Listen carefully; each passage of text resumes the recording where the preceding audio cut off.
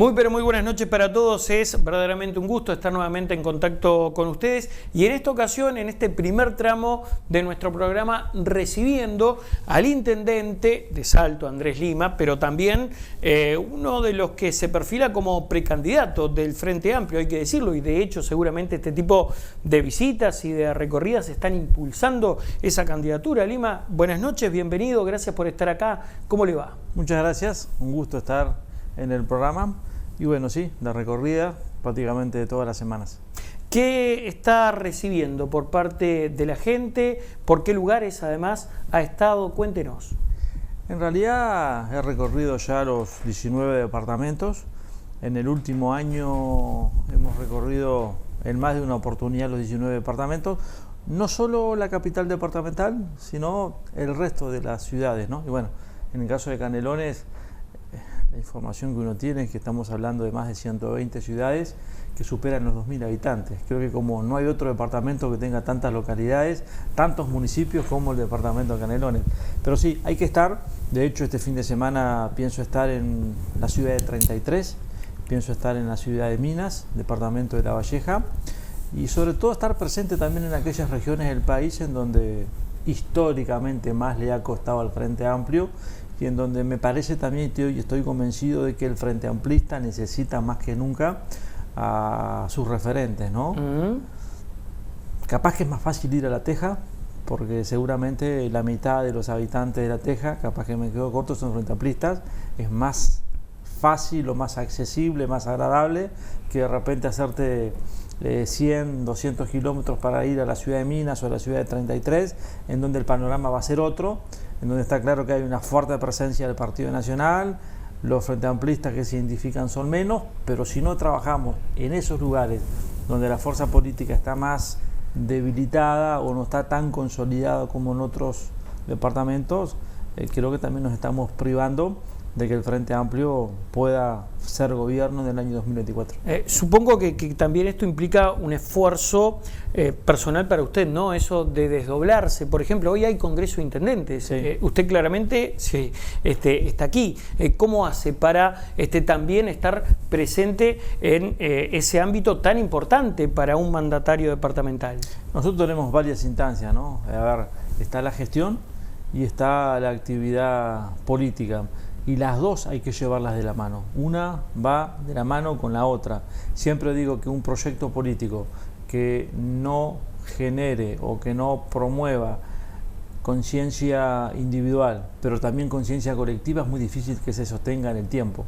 Si desde un gobierno se construye una cooperativa de vivienda, se coloca el sistema de recolección de contenedores, se construye cordón cuneta, se coloca un riego bituminoso de buena calidad, pero nadie comunica, nadie hace saber a quienes viven en el lugar quién tomó la decisión, por qué se la tomó, de dónde salen los recursos, por qué se tomó o por qué se priorizó esa zona.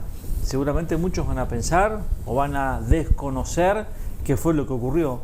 Y en ese sentido es necesario de que cuando se gestiona, primero haya una buena comunicación.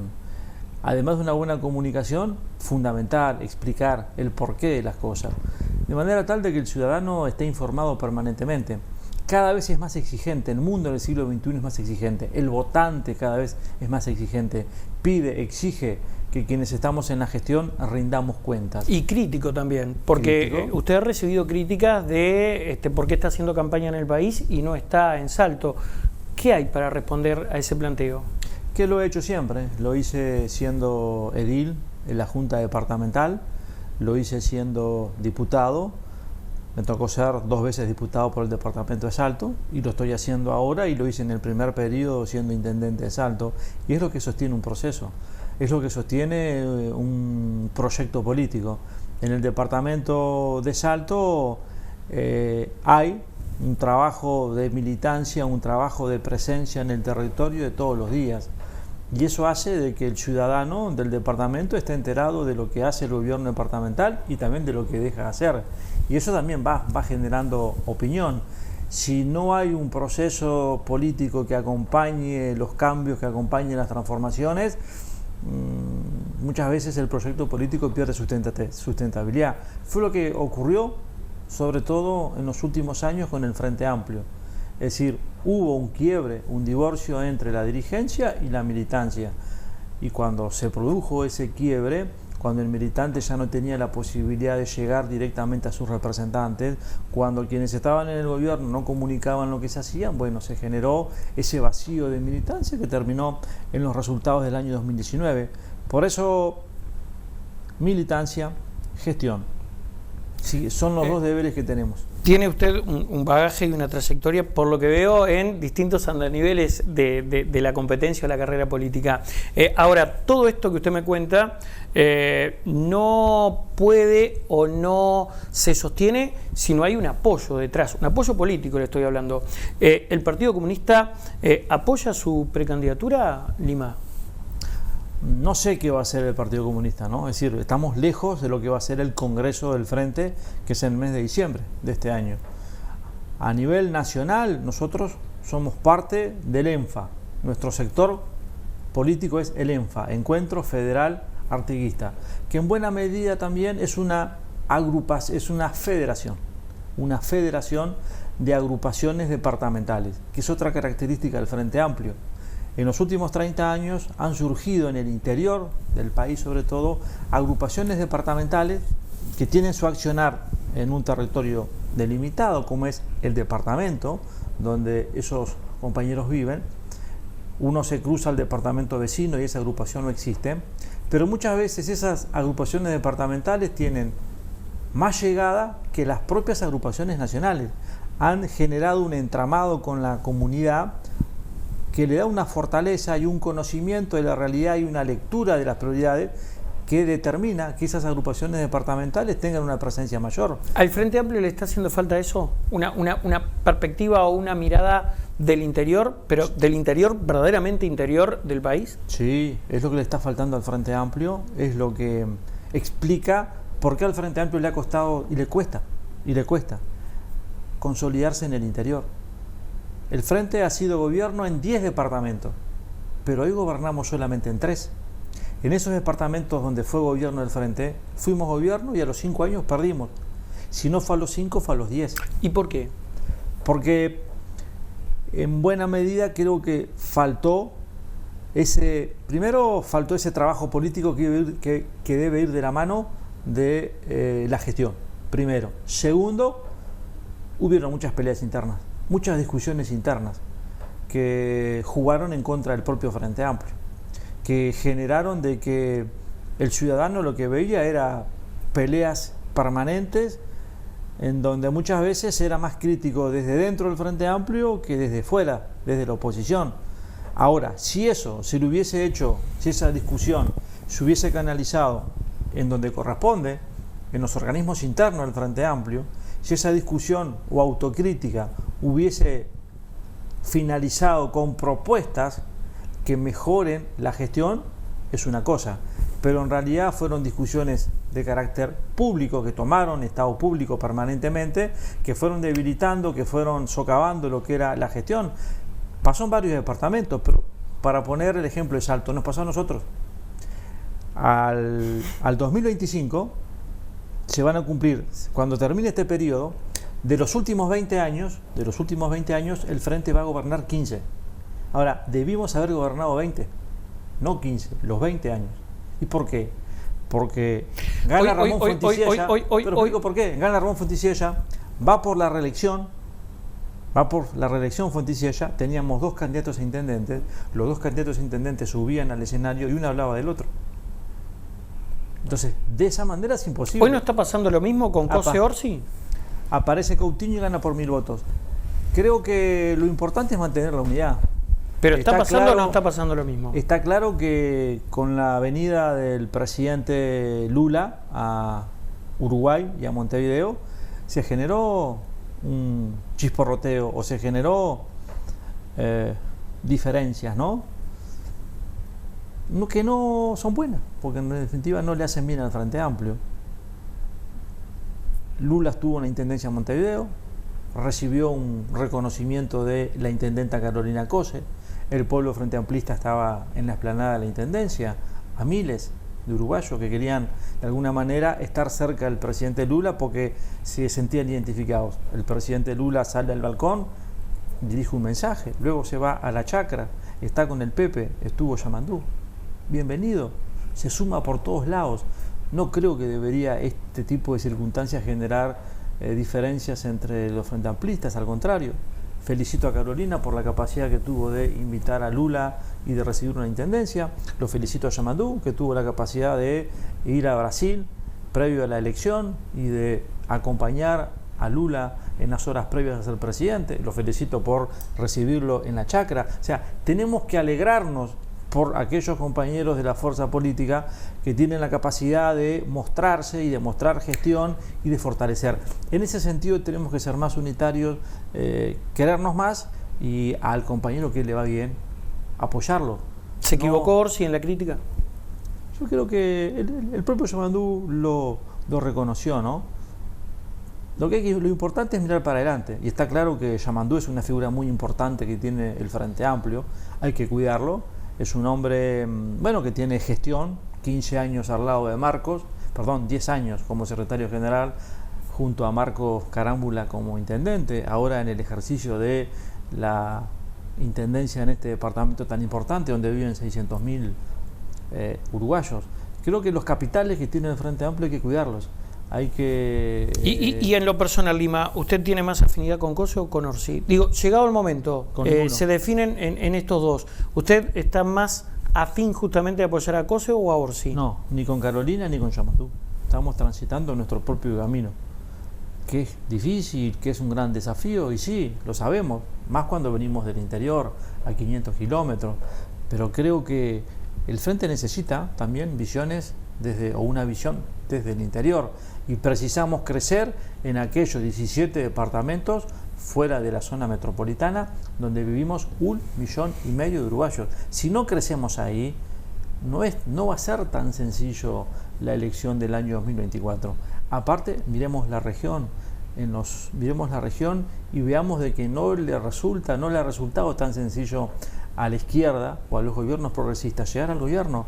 Todos pensábamos bueno, ahora vamos a hablar del interior tras la pausa, pero antes de la pausa, algo más vinculado con lo político, lo duro de lo político, ¿no? Yo le preguntaba si el Partido Comunista lo estaba apoyando, y después le preguntaba sobre una cuestión de definir la balanza que puede encontrarse en esa situación, ¿no? Ser el fiel de la balanza, porque si el Partido Comunista lo está apoyando a ustedes es una cosa, y si el Partido Comunista apoya a Cose es otra totalmente diferente, ¿no, Lima? Sí, por supuesto. No sé, yo me imagino que el Partido Comunista, lo va a decidir el Partido Comunista, pero todo hace prever de que el Partido Comunista va a terminar apoyando a Carolina Cose. Capaz me equivoco, pero son situaciones distintas. En el caso nuestro, queremos trabajar fundamentalmente esa realidad de un Frente Amplio en el interior, fragmentado en multiplicidad de agrupaciones, que cada una está por su lado. Bueno, vamos a darle una cohesión, vamos a lograr de que, respetando la identidad, por eso somos un espacio federal, que cada agrupación departamental mantenga su identidad, su número, su nombre, su forma de hacer política, de vincularse con la comunidad, pero con un orden, con una organización, con una orgánica, que sería el ENFA, el Encuentro Federal Artiguista, con decisiones en donde todos, cuando tomemos una definición, estemos de acuerdo, con una participación abierta, democrática. Hay una frase que me gustó muchísimo de Fernando Pereira el pasado 5 de febrero en Parque del Plata: el Frente Amplio debe ser cada vez más frente y sobre todo más amplio. Y con esa amplitud es que tenemos que trabajar, invitando incluso a aquellos uruguayos que votaron a la coalición, que lo hicieron sanamente, de buena fe, pero que hoy están arrepentidos. La pausa y ya regresamos con Andrés Lima.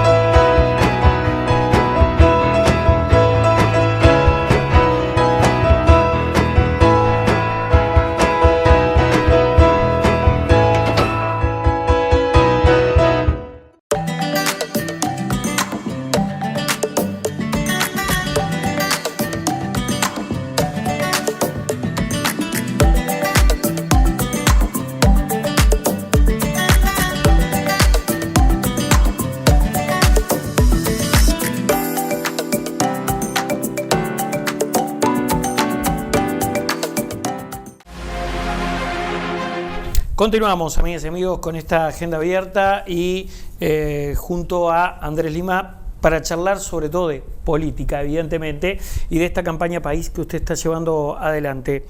Lo hablábamos en el bloque anterior, usted decía, lo que nosotros podemos aportar humildemente es una visión del interior. ¿Qué tan distinta es a la visión de los otros posibles precandidatos? Y además, por ejemplo, hoy hay 4 o 5 temas encima de la mesa a nivel de debate político, ¿no? Uno de ellos lo es el movimiento turístico en el país. ¿Fue acertado Pereira cuando hizo alusión a este tema o no era el momento, Lima? En cuanto a las expresiones de Fernando, creo que tomaron en cuenta primero parte de la realidad, ¿no? Fernando me parece que sobre todo va a hacer referencia a la realidad turística de departamentos ubicados en el este del país. En el caso nuestro, que estamos ubicados en el litoral, está siendo una buena temporada. Estamos cerca de los números de la temporada 2019 y en definitiva va a haber que hacer un balance al final del periodo o al final de la temporada. Uno tiene la sensación de que sí, de que a nivel país los números en materia de turistas no se van a aproximar a lo que fue el año prepandemia. Sin perjuicio de eso, en algunas regiones hemos tenido sí un repunte importante y sobre todo presencia de turistas extranjeros, que es lo que uno apuntaba. Y también es cierto que hemos tomado unas decisiones sobre todo para convocar más turistas, ¿no? Y apostar también a la inventiva. Nosotros le decimos el 3x2. El turista que va a aquella región del país, al norte del país, se aloja 3 noches y paga 2. Es un beneficio. El haber logrado también el IVA 0 para quien concurre a un emprendimiento, hotelero o gastronómico, saber que tiene ese beneficio de que no va a pagar IVA, o el combustible diferencial que tenemos en el norte del país. Y bueno, son atractivos que tratamos de impulsarlos, o tener el parque acuático más grande del país. Creo que Fernando un poco planteó una situación que en aquel entonces lo pensó o lo miró más hacia el este, pero no tuvo en cuenta que Canelones, la sensación que tengo es que Canelones está haciendo una buena temporada, por lo menos los números que he escuchado de los operadores y del director de turismo de la Intendencia de Canelones es que es una buena temporada. Nosotros en Salto tenemos una buena temporada, por lo que sé de Montevideo también una buena temporada.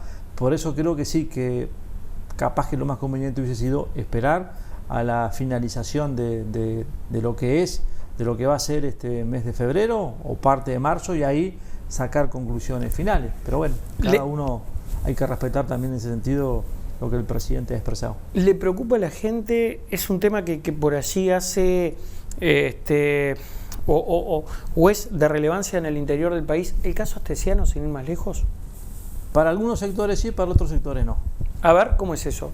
Es decir, para aquel compatriota que está en el día a día, que vive de changa, que tiene una familia, que su preocupación pasa por saber cómo hace para pagar la luz a fin de mes o pagar el agua, o cómo hace para mantener a su familia, para que sus hijos puedan tener un par de championes todos los días. Seguramente el caso Astesiano no es una preocupación, el caso Astesiano no está dentro de sus prioridades. Entonces, bueno, creo que hay que tener en cuenta también eso, que a veces uno ve de que se enfocan todas las baterías sobre un determinado tema, que yo no sé si está en la agenda de muchos uruguayos. Capaz que de algunos sí, capaz que de uruguayos de clase media hacia arriba, capaz que el caso Astesiano sí, porque tienen otras cuestiones resueltas y de repente tienen el tiempo como para analizar situaciones como la de Astesiano y ponerse a pensar todo el tema de las derivaciones y el vínculo de Astesiano con integrantes del gobierno. Pero en otros sectores de la población, Astesiano no significa nada. Es más, hay uruguayos que ni siquiera saben quién es Astesiano. ¿Y qué temas tendrían que estar en la agenda entonces? Si usted fuera por un momento presidente del Frente Amplio, ¿qué tema pondría en la agenda? No, hay muchos temas. Lo que creo que Uno. trabajo. Es la preocupación, trabajo y la inseguridad. Son las dos, pero en el interior sobre todo trabajo. Es la gran preocupación. ¿Por qué el presidente del Frente Amplio no habla de eso? ¿Por qué no? Yo creo que el Frente Amplio sí. El Frente Amplio ha sido muy Pero claro. lo ha instalado en la agenda como... Yo acabo de preguntarle, ha instalado el caso Astesiano, instaló la temporada turística, si es exitosa o si no lo es. Sí, yo creo que junto con el caso Astesiano o turismo hay que instalar, por supuesto, esos otros temas que son tan sentidos o más para muchos uruguayos. Seguramente que acá hay más de 1 millón de trabajadores uruguayos que han tenido pérdida de salario real. Y esos trabajadores, para ellos es una gran preocupación. Porque en realidad, y el propio gobierno lo reconoce, en el 2025 van a alcanzar en términos reales el mismo salario que tenían en 2019. 6 años perdidos. Creo que esos son temas también que el uruguayo lo siente, el trabajador lo siente, y está claro que hay que instalarlos y hay que, como fuerza política, tenemos que salir a dar también esa discusión. Tuvimos errores en esos 15 años, por supuesto, si no, no hubiéramos perdido. Pero también tuvimos aciertos, y entre los aciertos está en que en los 15 años de gobierno del Frente Amplio generamos 300.000 puestos de trabajo, y eso es un número que este gobierno está muy lejos. El propio director del INE, en su última comparecencia al Congreso de Intendentes, expresa 2 o 3 datos importantes. La pobreza aumentó. El Frente Amplio entrega un país en el 2020 con un 8% de la población por debajo de la línea de pobreza, hoy estamos por encima del 11%. Son 60.000 uruguayos que hoy están por debajo de la línea de pobreza, que en el 2020, cuando asume este gobierno, estaban en otra situación. Asume con una pandemia, hubo una pandemia, es el argumento que sostiene el gobierno de coalición, y se hizo un manejo adecuado de la misma. ¿Qué piensa usted? El gobierno tuvo una postura de la libertad responsable que nosotros no la compartimos. Nuestra postura era otra. Ahora, ¿qué fue lo que hicimos a nivel de nuestro departamento? Como entendíamos de que el elemento fundamental era reducir la movilidad de los compatriotas en aquel momento, además de las medidas que tomaba el gobierno nacional, fuimos agregando otras que estaban dentro de nuestras potestades o facultades para acompañar a las que tomaba el gobierno nacional. Y trabajamos durante 2 años con esa visión de que si no reducíamos la movilidad en aquellos momentos tan difíciles, no alcanzaba con las medidas que el gobierno tomaba. No dejamos de aplicar ninguna de las medidas que el gobierno dispuso, pero agregamos aquellas que nosotros entendíamos que eran necesarias para poder frenar la pandemia, sobre todo en una región de frontera donde hay muchísima movilidad. Enfrente tenemos la provincia de Entre Ríos y a 120 kilómetros la frontera con Brasil. Entonces teníamos que sí o sí frenar la movilidad, y fue lo que hicimos. A las medidas del gobierno le agregamos las nuestras. Lo hicimos, por supuesto, lo hicimos público muchas veces, lo comunicamos, pero entendimos y siempre entendí de que con la libertad responsable no alcanzaba o no era suficiente. Bueno, también está la otra lectura de que si se cerraban todas las perillas iba a ser mucho peor el estrago económico, ¿no? Por supuesto, pero cuando le menciono poner énfasis también en cuestiones vinculadas con la movilidad, me refiero en el caso nuestro, por ejemplo, lo que acá es la Rambla, allá es la Costanera. Nosotros teníamos la Rambla o la Costanera cerrada desde la tardecita hasta el otro día, los feriados, los sábados y domingos, a ese tipo de medidas. Lo mismo que en espacios públicos, una plaza, algún parque muy concurrido. Por supuesto, había que ir también teniendo cintura, porque no podíamos dejar de desconocer de que hay una actividad comercial que tenía que seguir funcionando. Faltaron medidas así de contención social. Eso fue claro, fue la otra diferencia que vimos y que lo marcamos en su momento, de que desde el gobierno no se tomaron medidas para acompañar desde lo económico todas las consecuencias que traía la salud. Es decir, se pensó únicamente en frenar la pandemia con una visión puramente puesta en la salud. Pero y todas las consecuencias económicas y laborales que trajo la pandemia sobre los uruguayos, ahí creo que no hubo una respuesta adecuada del gobierno. El propio presidente lo expresó más una vez, el gobierno se ahorró en pandemia. el gobierno nacional ahorró en pandemia, ahorró gasto público, cuando en realidad, vayamos al ejemplo más sencillo, ¿no? En el domicilio de cualquiera de nosotros, si alguien se enferma, si nuestro hijo se enferma, seguramente cuando hay un integrante de la familia enfermo o con un problema de salud, vamos a tener más gastos de lo habitual y vamos a buscar la manera, aunque nos cueste, de conseguir los recursos para poder atender esa situación. Uno no se imagina ahorrar en situaciones donde está en riesgo la salud de un familiar. Sin embargo, lo que sucedió en el momento fue eso, de que el gobierno ahorró. Pero bueno, son visiones que tenemos sobre la forma en que se encaró la pandemia. De la misma forma que uno reconoce que fue muy buena, y hay que decir también así como uno recalca lo que para uno no estuvo bien, también hay que reconocer que el proceso de vacunación fue muy bueno en el caso uruguayo. Arrancamos detrás de toda la región y cuando quisimos acordar, Uruguay era de los países que más había avanzado en materia de vacunación, no solo en la región, sino en el mundo. Y ahí fue muy importante el rol de todas las intendencias, que nos pusimos un poco al frente en nuestros territorios en ese tipo de cuestiones, creando vacunatorios, generando las condiciones para trasladar a los médicos, para trasladar a quienes iban a proporcionar cada una de las dosis. Lima, hoy en este rol de intendente, pero al mismo tiempo precandidato, uno visualiza... No soy precandidato. Buscando serlo. Sí. ¿No? Sí, digo porque... Bueno, decía, en ese formato o en ese modo de precandidato, si lo va a hacer, sí. Hoy la política exige tener una mirada sobre tal vez temas que antes no se tenía.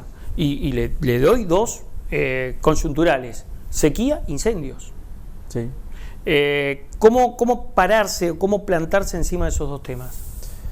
Porque es algo lógico y claro que el cambio climático llegó para quedarse, ¿no? Sí, y creo que falta tener conciencia de que efectivamente no se va, vino y se queda.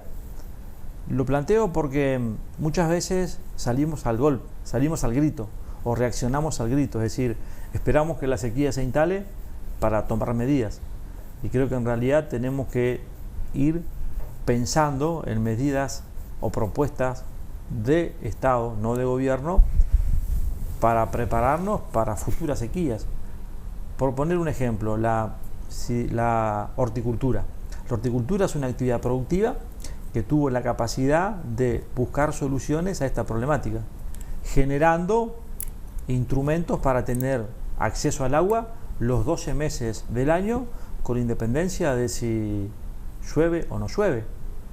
A ver, si en Israel son capaces de plantar un boñato en el desierto, nosotros no vamos a poder prever el acceso al agua en un país con la riqueza que tiene como el Uruguay, con tantos cursos de agua.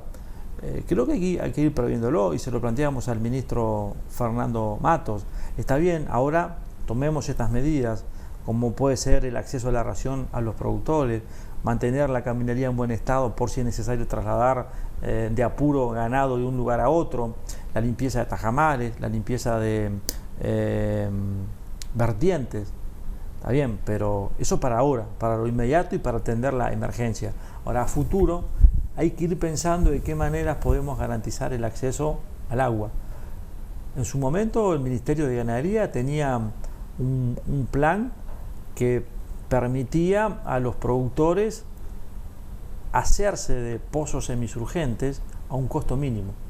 Yo no sé cuántos productores aprovecharon ese tipo de medidas en aquel momento, porque bueno, es una forma, ¿no?, que tiene el productor de poder hacerse de este elemento tan vital.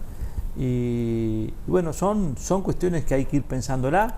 Sí creo que en este tema particular del agua, como otros, hay que dejar un poco la pelea política de lado, hay que trabajar como país y tratar de acordar medidas en las que estemos de acuerdo y que la mantengamos más allá de los resultados electorales. Porque si no es muy difícil, ¿no? Porque si cada gobierno que llega con su librito deja sin efecto lo que hizo el anterior, no vamos a avanzar. Lo entiendo. Usted decía política de Estado, ¿no? De gobierno. Sí. Eso queda claro, ¿no? Sí. Lima, quedan infinidad de temas por abordar, pero bueno, va a continuar usted con estas recorridas, así que más adelante vamos a estar charlando nuevamente con usted Muchas gracias por haber venido. No, gracias a ustedes por la invitación y bueno, un saludo para todos los canarios y para todos quienes viven en la ciudad de Pando, que por cierto es la segunda vez que estoy aquí. Me ha gustado la ciudad y sobre todo algo que lo hablábamos antes de la entrevista, el sentido de identidad propia que tiene la ciudad, y creo que eso es importante, ¿no? El tener identidad, el tener pertenencia, el saber dónde se está parado y hacia dónde se apunta. Muchísimas gracias. Gracias a ustedes. Pausa y ya continuamos con más Agenda Vial.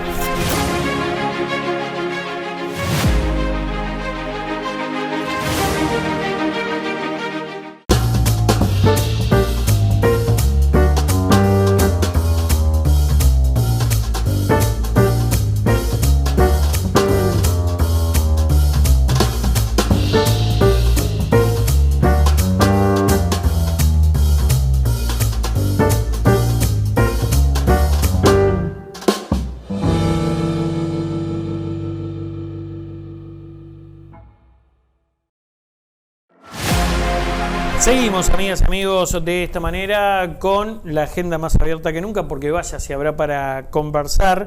Estamos prácticamente a menos de una semana de lo que será una puesta a punto, como lo ha hecho desde el primer mandato, o sea, desde el primer año de su mandato, de su gobierno, el presidente de la República. Y justamente sobre ese tema vamos a conversar, o vamos a empezar a conversar con el diputado nacionalista, doctor Javier Radicchoni. Un gusto, como siempre, tenerlo por aquí. Radicchoni, ¿cómo le va? Bienvenido, buenas noches. El gusto es mío, como siempre, de poder estar en este espacio y con la gente de Pando, este canal que se ve en toda la región, cada vez se ve más. Y se debe al periodista también, ¿no? No. Siempre pincha y aparece en los canales nacionales. Ya arranca de alguna manera elogiando para que sea suave. Ya veo cómo viene la mano. Pero igual a mí me gusta discutir con usted, ¿sabía, no? Me encanta. Radicchoni, punto de inflexión, lo decíamos, ha sido, me parece que una manera de gestionar de la calle Pou, que cada vez que se cumple un año del mandato, pasa raya y cuenta lo que ha hecho. Y arranca ya previamente está puesta a punto con, hoy es por allí titular de algún periódico, no hay margen aparentemente, técnicamente, para esa rebaja del IRPF y del IAS que ha prometido el presidente. ¿Qué va a suceder, Radicchoni? ¿O qué tiene que pasar, según su parecer, político y técnico en este asunto? Bueno, estamos muy cerca de saber lo que va a pasar el 2 de marzo. Yo intuyo y pienso que sí va a haber una rebaja, que sí va a ir en ese sentido. Puede ser que sea poco, pero más que el porcentaje, me parece que lo importante es el mensaje. Es el sentido que se le va dando a un gobierno que atravesó una pandemia muy difícil, que no pudo gobernar como hubiera querido, pero que dentro de todas las circunstancias y complicaciones que se fueron dando, se fue haciendo un gran gobierno y se fueron logrando objetivos que era realmente difícil que se pudieran lograr, con o sin pandemia. Ejemplo, que bajara el desempleo, que el salario se empezara a recuperar con respecto al 2020 y posterior a la pandemia, a niveles muy similares al 2019, que el país tenga una proyección de apertura al mundo y de amplitud en cuanto a posibilidades de negocios, de comercio, y también que eso genere una riqueza interna que se vea reflejada en la sociedad toda. Se han logrado cosas muy importantes, en lo social ha habido inversiones muy importantes, que creo que le van a dar al país una posibilidad diferente dentro de 20 o 30 años de repente, porque lo que se está invirtiendo hoy en un joven, lo que Mides hoy invierte en primera infancia, lo que estamos haciendo a través de la seguridad, son efectos que no se ven inmediatamente, pero que ayudan a que una sociedad sea más armónica y genere posibilidades para su gente. Creo que el gobierno viene muy bien y que va a dar el mensaje claro de que alguna rebajita en el IAS y en el IRPF va a haber para esas franjas que son las más sumergidas, las más complicadas, porque en definitiva no son los que tienen un capital que pueden hacer inversiones, que pueden vivir de eso, y tampoco son la gente que está en el Mides, que está en situaciones más complicadas y que recibe ayudas del Estado. Son aquellos uruguayos que son la clase media, la clase laburante, que es la que hace salir adelante el país. Y creo que a eso nos debemos, porque esa gente es la gente que mueve a la patria. Doctor, ¿lo político siempre tiene que estar por encima de lo técnico? No, pero creo que siempre hay margen cuando uno le busca la vuelta. Y creo que el presidente en ese sentido es muy inteligente y le va a buscar la vuelta, le va a encontrar la vuelta. Y el 2 de marzo te adelanto que que me la voy a jugar, que queda grabado hasta acá, vamos a tener buenas noticias. ¿Las promesas hay que cumplirlas? Sí, por supuesto. Sí, por supuesto. En política, el político que no cumple las promesas deja de ser creíble y la credibilidad en esto es todo, porque la gente lo que vota es un voto de confianza y si la persona no es creíble, ese voto no existe. ¿La gente vota por economía? La gente vota certezas. La economía es parte de... La gente vota a ver, ¿cómo es eso? Proyectos reales y cosas concretas que la gente crea que son posibles de llevar adelante y que son justos. Eso es lo que la gente vota. Por supuesto que cuando hay plata en el bolsillo, esos proyectos se hacen más cercanos, se hacen más posibles y que el país tenga trabajo, que la gente tenga trabajo, que tenga un dinero en el bolsillo, hace que cuando llegue el fin de mes pueda proyectar ciertas cosas en su familia, en su entorno, que hagan que el proyecto político sea creíble. ¿Ha golpeado el caso Astesiano esa credibilidad? Pero creo que todos los casos golpean, no por la importancia del caso, sino por donde se da. Pero bueno, son gajes del oficio. Increíblemente al gobierno le pegan con un tema menor, porque en definitiva no es un ministro, no es un vicepresidente, no es una persona cercana al gobierno, sino que es un funcionario de los que tendría que estar relegado, como estaba, a tercer o cuarto plano, en un servicio que es fundamental para que pueda existir la presidencia, pero que nada incide o nada tiene que ver con el gobierno de un país. O sea, creo que la parte política, la parte de gubernativa no fue afectada en nada. Por supuesto que nunca es bueno y no ayuda y fue un error haber puesto a Astesiano en el lugar donde se lo puso. Y bueno, eso sí genera por un golpe al partido y al país todo, porque en definitiva cuando se le pega al gobierno se le pega a la credibilidad institucional. Pero nos quedamos tranquilos de que es un golpe bueno, que no hay una responsabilidad política de fondo de gobierno, no hay una responsabilidad que haga daño al resto de la sociedad en cuanto a lo económico, en cuanto a la confianza de las personas que están encargadas de las decisiones políticas. Esto es, un anexo a un servicio de presidencia que poco tiene que ver con el gobierno nacional. ¿Esperaba una participación de Leal en toda esta historia de Astesiano? Yo creo que desde Leal se puede esperar cualquier cosa. Porque hasta ahora si algo ha mostrado este personaje político es que ha estado siempre marcado y manejando sus formas políticas de manera poco congruentes con su apellido. Para dentro de su fuerza política y para afuera. Cuando fue a la negociación hace poco por la seguridad, fue a poner palos en la rueda, fue a criticar y fue a ponerse en distinto, en salvador, en pensador de ideas que cuando le tocó ser gobierno no las aplicó y nos dejó el peor sistema, la peor seguridad de toda la historia de nuestro país. Él es era el 2 de Bonomi, él era el encargado de la seguridad y era quien el Frente Amplio tenía para suceder a Bonomi en el futuro. Por suerte, los uruguayos tuvieron la capacidad de cambiar de rumbo, de pegar el timonazo para el lado que tenía que ir y de que poder hacer hoy que el país tenga un proyecto de seguridad que va mejorando día a día. Si bien es verdad que los homicidios no han podido bajar y que sí se dan dentro de los grupos que son de narcotráfico y vinculados al crimen narcotráfico y organizado, también es verdad que el resto de los delitos que afectan a la gente común han bajado. Y eso es parte de un proyecto de política nacional en el cual lo mejor que le pasó al país fue que este personaje no estuviera dirigiendo. Radiccioni, salimos del rol de legislador como integrante, operador, trabajador del sistema judicial que es, porque usted es abogado. ¿No considera tibia la acusación de Fossati? Bueno, yo creo que hablar dos cosas. Primero, que sí soy abogado, que no estoy en ejercicio de la profesión, pues si no la caja profesional me va a querer cobrar. Menos mal que hace la aclaración. No, ya aporté cuando tenía que aportar y cuando trabajé. Leal presentó una defensa y la defensa dice que no hay argumentos sólidos para cambiar esa categoría de testigo a indagado. Bueno, pienso que la fiscal tendrá que determinar cuál es la calidad en lo cual se lo llama. La Fiscalía tiene derecho y tiene poder de inquisición para ver y para generar prueba y buscar prueba y poder tanto traerlo como indagado como testigo. Eso es un tema muy interior, que habría que entrar en lo más profundo de la Fiscalía para saber cuáles son los criterios que tiene para llevarlo de una forma o de la otra. Ahora, que las potestades las tiene. ¿Hubo delito entonces? Y pudo haberlo habido. Yo no conozco qué datos o qué elementos maneja la Fiscalía desde adentro. ¿Se ha politizado la política en nuestro país, Radichoni? ¿Se ha politizado la justicia? ¿Me decís tú? O a la inversa, si la política se ha judicializado. Yo pienso que se ha intentado por parte de algunos actores lograr ese tipo de cosas. Y creo que le hacen mucho mal al país. ¿Qué actores? Bueno, claramente hay por parte del Frente Amplio en los últimos años la búsqueda de judicializar la justicia.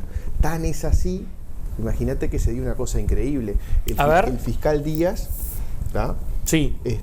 Pasa de ser juez a ser fiscal titular, a estar a cargo de la Fiscalía General de la Nación. O sea, de otro ranking. Lo traen de otro lugar y lo ponen acá de primero. Bueno, ahora es abogado particular que está bien, bueno, que lo puede ser, ¿no? Usted mañana puede ser fiscal. Sí, por supuesto. Participa, gana un buen puntaje, se genera la vacante y es fiscal. Lo que es raro y fue diputado. Es que salga uno del sistema judicial de juez y pasa a ser fiscal general de la Nación. De una sola vez.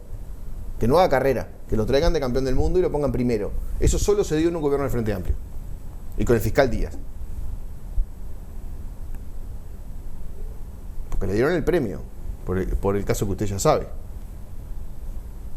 Por el de Feldman. Él cumplió. Fue con otro que era del OPR 33, que era amigo de Feldman, que era el hermano que es el hermano de Tabaré Vázquez, y él hizo los mandados. El caso se archivó y quedó de fiscal general de la Nación.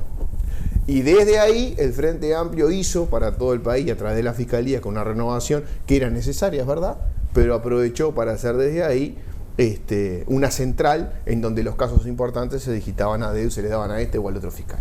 Ya que estamos hablando y eso lo hizo el Frente Amplio. Bueno, o sea, que si alguien ha judicializado la justicia y ha utilizado la justicia en favor político, sin duda en este país ha sido el Frente Amplio.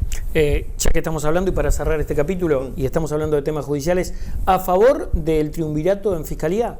Porque ahora hay luz verde para la modificación. ¿Mejora el triunvirato en Fiscalía? ¿Lo hace tal vez más democrático, más garantista el sistema? Yo estoy de acuerdo con un cambio. No sé si la forma es el triunvirato. Creo que es uno de los cambios, uno de los posibles cambios en el cual yo no me opongo. Y creo que más allá del triunvirato, si son tres y es uno, lo que tiene que dejarse de lado es el tema político. Recordemos una cosa, Fiscalía depende de Presidencia de la República, o sea, depende, no, es parte del Poder Ejecutivo, no es parte del Poder Judicial. La gente confunde. No, es un ministerio más, un ministerio público. Es todo un sistema de justicia, pero el sistema que es realmente imparcial es la justicia, que son los jueces. El poder acusador de Fiscalía es del Poder Ejecutivo. Quien acusa es el Poder Ejecutivo y quien resuelve y toma veredicto, sentencia a favor o en contra es la justicia y son los jueces. O sea, Fiscalía es parte de un sistema de justicia, pero no es parte del Poder Judicial.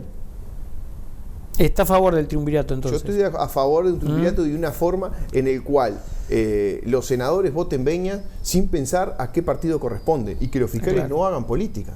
Ahora, uno la rompe los ojos cuando ve que una fiscal agarra y procesa a un policía por perseguir a alguien que iba en moto y que se da contra un árbol. Cuando está todo dentro del procedimiento policial y ese fiscal actúa de esa manera, o cuando un fiscal no procesa porque dice que es garantista y que en definitiva hay una persona que es fruto de la violencia de la población y de la sociedad toda y que es un castigado social porque le tocó vivir ciertas circunstancias de vida y que eso lo justifica para robar, matar, rapiñar o poner en peligro la vida de los demás. ¿No está haciendo política? Porque, digo, si vamos a aplicar la ley, que se aplique la ley que existe, que para eso existen los legisladores, y dejemos la política al ámbito que corresponde. Y si los legisladores determinan que la ley es así, se tiene que aplicar de tal manera, no inventemos interpretaciones donde no hay huecos en la ley para generar que los fiscales o los jueces hagan su propia ley para determinados casos. Eso es judicializar la política. Eso es también llevar la política a casos de justicia donde creo que no corresponden, porque los cambios se tienen que dar en las urnas y no en los tribunales ni en la fiscalía. ¿Hacemos la pausa? Bueno. Tanda, ya regresamos.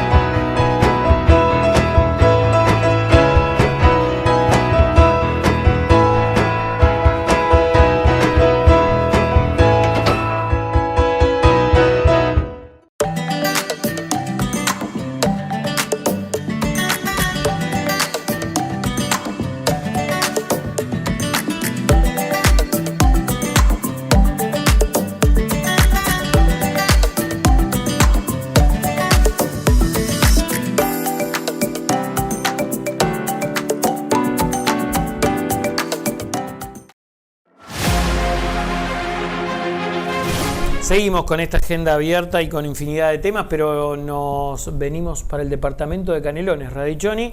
Consecuencias de la sequía, ha originado, ya el propio presidente se expidió al respecto, manifestó que se vienen tiempos complejos, no solo en la economía, sino también en lo laboral. ¿Qué visión tiene usted de lo que ha sucedido en el departamento en torno a esta problemática, digamos, climática? Creo que es un problema muy serio, pero lo tenemos que pensar para solucionarlo ahora que ya estamos en el baile. Y creo que a este gobierno le ha tocado de todo, le tocó pandemia, ahora le toca sequía. Esto afecta directamente en la economía nacional y después a veces no se Ojalá que no avance visualiza. la gripe aviar, ¿no? Usted dice le ha tocado de todo, vio que se han detectado casos. Afortunadamente hasta ahora no ha tocado a los productores de cerca, ¿no? Creo que el gobierno, más allá de los problemas que ha tenido, se ha manejado muy bien. Lo hizo en la crisis, creo que en la crisis de lo que fue la pandemia, y creo que eso ha sido reconocido a nivel mundial y lo está haciendo también a través del tema de la sequía. Lo que pienso también es que las soluciones no son inmediatas y los procesos para enfrentar este tipo de cambios climáticos que cada vez se van a acentuar más y van a ser más reiterados en menos cantidad de años, debería ser un proceso encarado con políticas públicas previas y a largo plazo. No podemos estar pensando hoy en ahondar un tajamar para ver si llueve o para ver si vierte un poquito de abajo la napa y sacamos un poquito de agua para que tomen los animales. No podemos estar pensando en ver cómo vamos a hacer para hacer un pozo de agua, a ver si extraemos un poco de Bueno, lo está haciendo ahora hoy. el ejército, ¿vio? En Canelones están bien. creando, construyendo tajamares. Son obras que sirven porque para el próximo año esos tajamares de repente se llenen y el verano que viene tengamos una solución. Pero ya te digo, las soluciones o lo que tenemos que estar haciendo que está bien no es para esta sequía, es para las que vienen y para el futuro. Son políticas de largo aliento, por así decirlo. Tiene que haber una política diferenciada. El problema más grave que tiene el Uruguay es que falta tecnificación en el agro.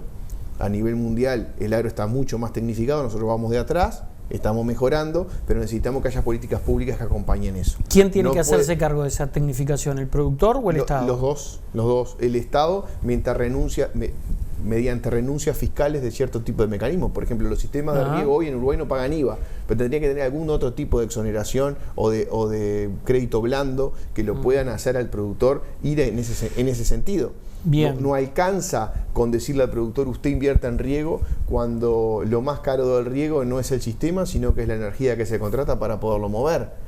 Entonces, bueno, eso que usted acaba de decir, lo han dicho muchos productores, que la energía es muy costosa para producir, valga la redundancia. La energía no es muy costosa cuando se utiliza y se utiliza bien. La energía es muy costosa cuando uno tiene un cargo fijo durante todo el año para regar 3 meses. Entonces nosotros tenemos que lograr la diferenciación y que a través de planes de UTE, que se está trabajando en el interior de UTE en este sentido, yo tengo contacto con ellos y sé que es así, pero necesitamos que sea rápido. Y que la luz rural, aquellos predios que van en el sentido del riego, tengan claramente un costo diferenciado cuando se usa que cuando no se usa. Vio que se generó así una polémica con un compañero de bancada suya, con un colega, el diputado Sebastián Andújar, que sostuvo que la mirada de Matos es bastante reduccionista en esto, que se interesa exclusivamente por el ganado, por los grandes productores y no tanto por los pequeños y medianos, que es lo que más tiene Canelones.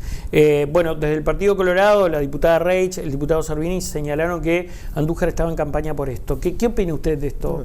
Yo no comparto que sea solo los grandes productores, creo que se atiende a todo, pero sí coincido en la parte que de repente las medidas que se están tomando no son las adecuadas, porque estamos pensando en el momento, en solucionar ahora y cobrando al grito, cuando tenemos que ir en un proyecto más amplio que mire a futuro.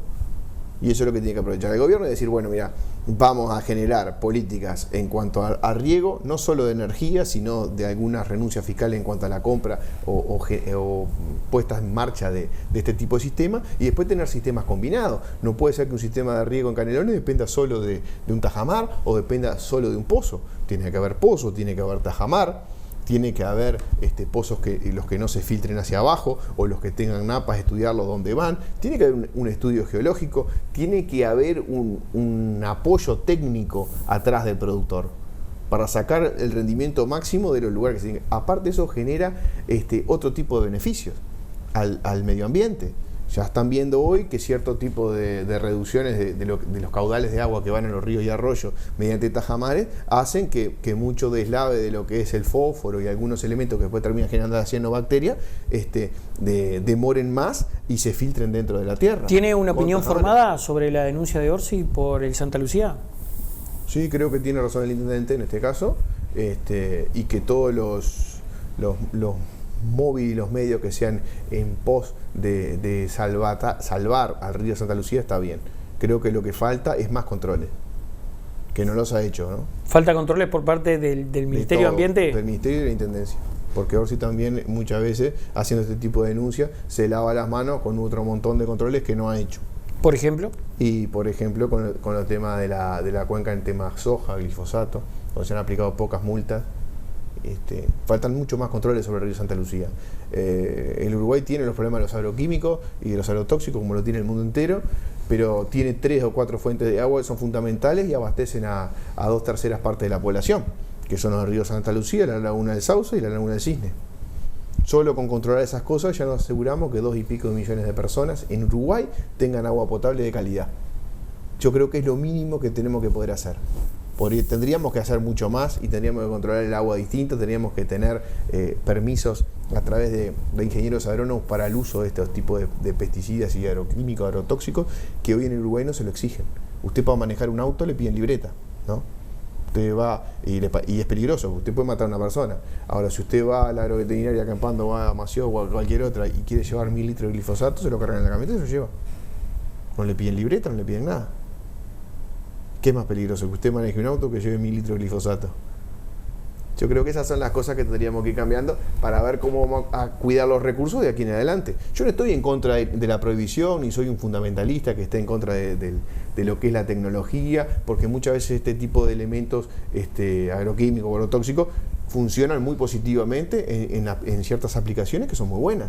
Para controlar plagas, que si no se podrían hacer. Pero yo aquí voy de la mano con usted, ¿no? Hay un tema, ¿no? Hoy inclusive hasta se abren y se cierran mercados por cuestiones de medio ambiente. Y hay un estudio científico que habla de que la sequía que tuvimos, si bien se atribuye a la Niña, también se atribuye a lo que fue la deforestación en el Amazonas y en el Chaco, en Argentina. Bueno, es más, se habla de que esta problemática climática que está sucediendo en San Pablo en gran medida tiene que ver con la deforestación de Amazonas. O sea, siempre terminamos hablando de decisiones políticas también, ¿no? Bueno, nosotros vamos a atender las que corresponden al Uruguay. Nosotros hoy acá, usted para tener un arma, que ahora está en debate la ley de armas. Sí, bueno, un senador suyo está trabajando en el tema, Cami. Y realmente, para tener un arma le piden un montón de cosas.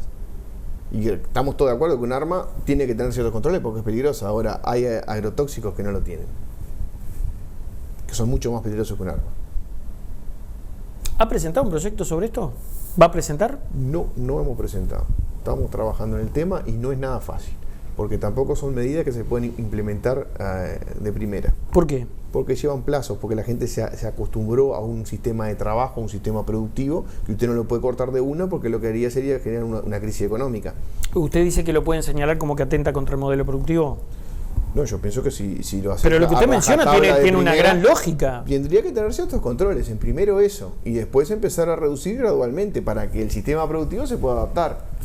Usted genera una política de shock donde todo el sistema productivo nacional, que hace 20 o 30 años viene trabajando de una manera, los últimos 20 años, y lo cambia de un plumazo, va a haber muchos que no van a poder resistir el cambio. ¿Nunca hubo controles? Yo creo que controles hay, pero es muy difícil de controlar algo que es de venta libre. Es muy difícil de controlar algo después que sale de cuántos miles y millones de litros de glifosato se importan por año. Usted después que lo distribuye y usted en la calle, ¿cómo lo controla? Por una denuncia, porque un vecino lo vio, y si no lo vio, y si no denuncia. Bueno, las denuncias que han llegado han sido por eso, porque alguien, creo que usted se acordará de un caso que hubo aquí a poquitos kilómetros de Pando, en Totoral del Sauce, donde la persona toma agua creo que era un tajamar, y a los 2 días se le secó absolutamente todo lo que tenía en el invernáculo y se detectó glifosato en el agua. ¿No? Bueno, por eso digo, el control no tiene que ser en la aplicación, sino en la venta. Hablando de eso, para cerrar también, algo que tiene que ver con el Ministerio de Ambiente, ¿qué le pareció el episodio de Peña? Bueno, lamentable. O sea, nosotros no estamos de acuerdo con que una persona se arrogue ningún tipo de título. Creo que desde el punto de vista político no influye. Es más, creemos que el gobierno que estaba haciendo, la gestión dentro del ministerio era muy buena. Era muy buena, tenía cosas importantes, el tema del agua, no sé si el sistema era rasativo o otro, pero estábamos en busca de una solución definitiva, un problema muy importante para Uruguay, el tema de 240 poblados del interior con saneamiento, realmente era un tema medioambiental brutal para el Uruguay. Lograr el tratamiento de agua residual de 240 localidades es, desde el punto de vista medioambiental, el proyecto más importante que pueda desarrollar el país a futuro y que más cambios sociales y económicos va a generar en el interior. Pueda permitir la construcción en altura en muchos lugares, desarrollos urbanísticos, realmente una medida integradora para el interior del país y a su vez con protección del medio ambiente. Yo creo que era un proyecto que no se le dio la importancia en los medios o a nivel de la difusión de lo que realmente tenía. Creo que tal vez sea el proyecto más importante de todo este gobierno y de lo que va del siglo XXI. Se fue Romina Celeste de la 2050, ¿no? Y se había ido hace tiempo, era una militante que, decidió hacer un camino propio, con algunos matices en cuanto a la conducción o a la forma de manejarse, que nosotros ya lo habíamos manifestado, y bueno, somos claramente militantes, dirigentes del Partido Nacional, pero con formas distintas de hacer las cosas. No es que seamos contra, sino que simplemente a veces existen formas y maneras de encarar la vida política y nosotros consideramos hasta de respeto hacia los demás, que nosotros siempre lo hemos tenido. Hemos dado una lucha política muy intensa y muy firme y siempre hemos sido duro con las ideas y blando con las personas. Por lo tanto, me parece bien que tengamos dentro del partido sectores y columnas distintas. Comienza un año clave para las precandidaturas. ¿Ya tiene la suya o al suyo? No, nosotros nos debemos a la gente de Canelones y queremos que en Canelones exista una lista grande y fuerte que piensen en el departamento. Y que la lista de Canelones pueda aspirar a tener un senador o dos, como es lógico que Canelones tenga, que hasta ahora no se lo ha respetado dentro del partido. No han habido listas de Canelones que tengan senadores en los últimos años, como realmente marcan los votos que tendrían que tener dos. Y tampoco hay proyectos de Canelones, salvo el nuestro, que fue muy rápido salió, pero porque teníamos una idea del departamento muy firme y muy importante. Tan es así que lo que tuvimos en la campaña departamental última lo ha aplicado todo Orsi hasta ahora. Las 5 principales ideas nuestras han sido copiadas textualmente por el intendente Orsi, cuando él tenía otras ideas diferentes, ¿no? Entonces creo que en ese sentido tenemos que formar una lista fuerte en Canelones, que más allá de las candidaturas, que puede ser 1, 2 o todos, nosotros hemos pensado muchas veces que le convence Delgado, le convence Raffo, todos los Argimón, García. Todos los compañeros nos convencen y todos los compañeros son muy capaces. Nosotros estamos en el rumbo de hacer fuerte al partido en Canelones. Y de repente nosotros tenemos hoy la idea de poder votarlos a todos. Y que cada uno de los compañeros vote con uno, vote con otro, tengan la posibilidad y la fuerza de votar al candidato a la presidencia que más le guste, sabiendo que integramos una lista en Canelones con un proyecto departamental que está mucho más cercano a la gente y que en definitiva es el proyecto del barrio, es el proyecto del vecino, que es lo que interesa. Son esas pequeñas cosas que de repente para el gobierno nacional son pequeñas, pero que para el vecino son muy importantes. Entonces nosotros estamos abocados a un proyecto departamental con fuerza en lo nacional. Y para que ese proyecto se dé, lo importante no son quiénes son los candidatos nacionales. Lo importante es que haya un partido fuerte. Por lo tanto, nosotros hasta hoy lo que pensamos es que vamos a dar libertad en lo posible de que la gente elija el candidato que más le guste. Javier Raviccioni, muchas gracias. Encantado de la vida. Amigos, a ustedes también, vaya el agradecimiento por habernos acompañado en una nueva edición de Agenda Abierta. Será hasta la próxima, que pasen bien. Chao.